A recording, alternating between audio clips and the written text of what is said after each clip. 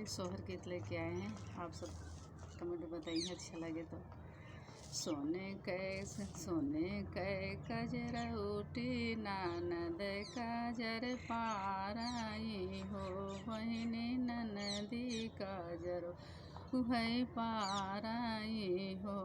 भौजी कजरा तो परे आल मोला कांगन हमले बाई हो। ननदी जाओ मोरे हुई है बिटियवा कांगन तुहू लिहू हो। एक घारी बीतल दूसरे घारी तीसरे माधियवा जलमली धियवा जलमली हो। बहिनी दुअरे बाजै बधैया आंगन उठै सोहर हो। एक गोड़े नाचई ननदिया कांगन हमले बाई हो।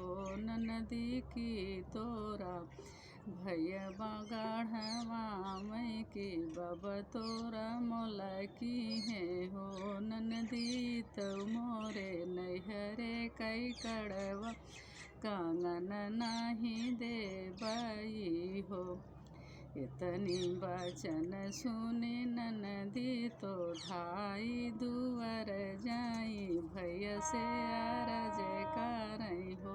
भैया मतौ कांगन गवाले बई कांगन भैले बाई हो।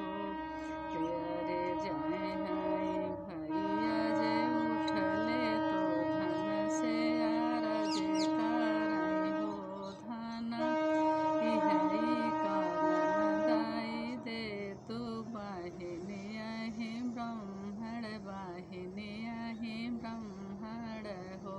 पियवा की तूहू कंगना गढ़ाया की बब तोहरा मोला की है हो। पियवाई तो कांगन मोरे नैहरे के कांगन नहीं दे बाई हो। धाई के भैया जे सोनरा बोला मई कांगन गढ़ामई हो। सोनरा जल्दी से गढ़ऊ कांगन बहिनी पहिरऊ बाई हो।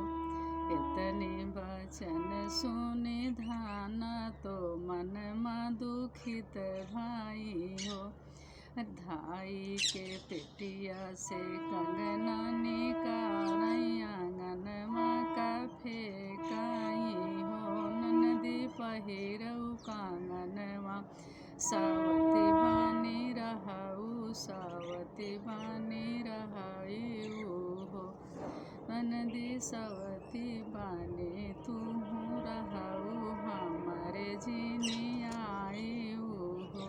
भौजी तीन ही नेगा हमारा है हमहू चली अउबै नेगा लाई जाबाई हो। भौजी अउबै भतीजवा के मुड़ने भतीजवा के छेदने हो। भौजी भई भतीजवा के अउबै बियहवा हो। भौजी भैया कैले बाई घोड़वा भतीजवा कै हासुल हो। भौजी तोहरी तिलरिया हम लेबै तीनहु लाई जाबै तीनहु नेगवा लेबै हो।